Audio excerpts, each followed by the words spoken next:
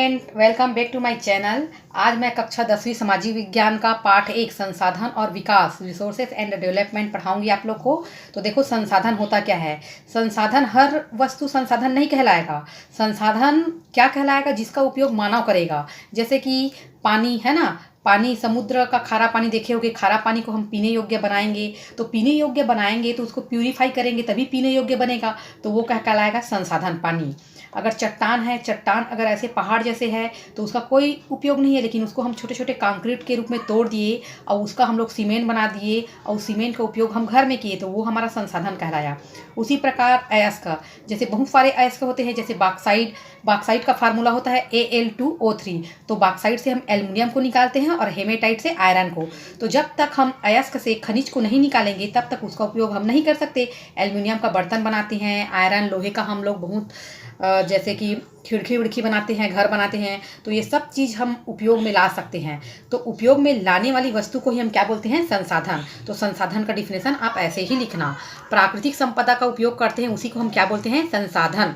दूसरा क्वेश्चन है, प्राकृतिक संपदा किस प्रकार संसाधन बनते हैं? आप जानते हो प्राकृतिक संपदा में कौन कौन चीज़ आते हैं? जमीन। अगर जमीन है और उसका हम उपयोग कृषि कार्य में नहीं करेंगे तो संसाधन नहीं कहलाएगा। तो जमीन का उपयोग करेंगे तभी हमारा जमीन संसाधन कहलाएगा। जंगल में बहुत सारे पेड़ पौधे होते हैं और पेड़ पौधे के जितने भी जड़ी बूटी का हम उपयोग करेंगे तभी वो हमारे संसाधन कहलाएंगे। पानी अभी बताई हूँ, समुद्र का खारा पानी को हम पीने योग्य बनाएंगे तभी वो संसाधन है। तो बताओ, हम जो है प्राकृतिक संपदा को हम बना सकते हैं कि नहीं? उपयोगी बना सकते हैं। कैसे? ये जैसे समझाई हूँ आपको, ठीक है।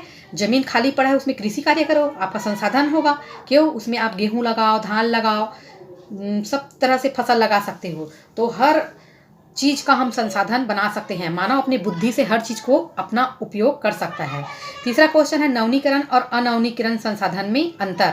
नवीनीकरण संसाधन क्या होते हैं? इसका उपयोग हम बार बार कर सकते हैं। जैसे हवा, मृदा, जल, इसका उपयोग एक बार करके दोबारा हम रिसाइकलिंग से कर सकते हैं। लेकिन इसका उपयोग पेट्रोल, डीजल और कोयला, एक बार अगर इसका उपयोग कर लिए तो दोबारा यह वापस नहीं आ सकता। इसका पुनः चक्रीकरण नहीं कर सकते। तो इसका अंतर आप बहुत अच्छे से कर लेना, पेपर में बहुत पूछा जाता है। ये क्या है? असीमित है। हवा असीमित है, मृदा, जल, ये सब असीमित है। लेकिन ये जितना दिख रहा है ना आपको, पेट्रोल, डीजल, कोयला, ये सब क्या है? सीमित। ये एक निश्चित सीमा तक ही रहेगा, फिर ये क्या हो जाएगा? आपका खत्म हो जाएगा। तो इसी का एक क्वेश्चन बनता है कि भविष्य में ऊर्जा के स्रोत क्या होंगे? तो ये बताओ, भविष्य में ऊर्जा के स्रोत क्या होंगे? सौर ऊर्जा। क्यों? क्योंकि सौर ऊर्जा जो है असीमित है। क्योंकि सूर्य के नाभिक में हमेशा संलयन की क्रिया होती है, और जब संलयन की क्रिया होती है तो इसमें से बहुत मात्रा में ऊर्जा निकलती है। 2 हाइड्रोजन जो है संलयन करके हीलियम बनाता है, और हीलियम से बहुत अधिक मात्रा में हमको एनर्जी प्राप्त होता है। तो भविष्य का जो ऊर्जा है वो सौर ऊर्जा है। क्यों? क्योंकि ये जो है ना, पेट्रोल, डीजल, कोयला, ये ऊर्जा है, लेकिन ये सीमित मात्रा में रहेगा। एक समय ऐसे आएगा कि ये नष्ट हो जाएगा। तो हम जो है किस ऊर्जा का उपयोग करेंगे? सौर ऊर्जा का, ठीक है। पवन ऊर्जा का। पवन क्या है? हवा जो है बहुत मात्रा में है, तो उसका भी हम लोग कर सकते हैं। अब देखो, यहाँ पर संसाधन होते नहीं, बनाए जाते हैं। आप खुद सोचो, बनाए जाते हैं कि नहीं, है ना? संसाधन होते नहीं है। कैसे? यहाँ पर समझो, समुद्र का खारा पानी था, चट्टान था जिसका उपयोग नहीं कर पा रहे थे, अयस्क भूमि के अंदर रहता है। तो ये सब चीज़ का हम उपयोग नहीं करेंगे तो वो संसाधन नहीं कहलाएगा। लेकिन इसका हम उपयोग कर लिए, इसका प्यूरीफाई कर लिए, इसको छोटे छोटे कंक्रीट बना लिए, इसके अयस्क से हम एल्युमिनियम और आयरन को निकाल लिए। तो बताओ, ये संसाधन होते नहीं, हम बनाते हैं ना। तो इसका आंसर आप उसी तरह से फ्रेम करोगे अपने आंसर में। अब देखो, लास्ट है प्राकृतिक संसाधन और मानव निर्मित। प्राकृतिक संसाधन क्या है? जो प्रकृति देता है, जैसे हवा, मृदा, जमीन, ये सब। मानव निर्मित, जिसको मानव बनाता है। अगर हमारे पास कुछ चीज़ है, उसको हम मॉडिफाई करके कुछ नया चीज़ बनाए। जैसे कि हमारे पास गेहूं है, गेहूं को हम क्या बना सकते हैं? ब्रेड, है ना, और रोटी, ये सब। तो ये आप ऐसे ही सिंपली आपको समझाने के लिए बताई हूँ।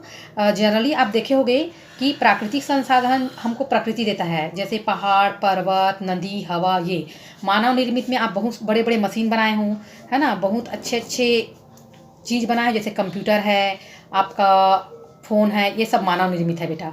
तो ये क्या होता है? असीमित, बहुत अधिक मात्रा में होता है। ये क्या होता है? सीमित।